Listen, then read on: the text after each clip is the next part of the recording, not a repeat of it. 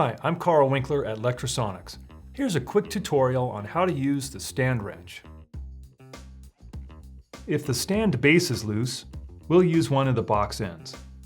The 9/16 inch size is for the base screw on the older, pre-1995 Manhasset stands.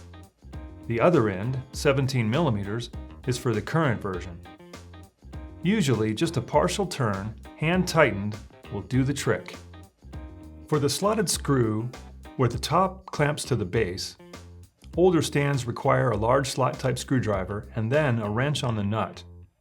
This is where you might want two of these, one providing the stop for the 7/16 inch nut and the other used as a screwdriver.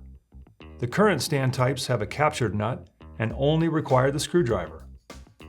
Then for the tilt friction adjustment, usually two wrenches are required, one on either side using the 1/2 inch size.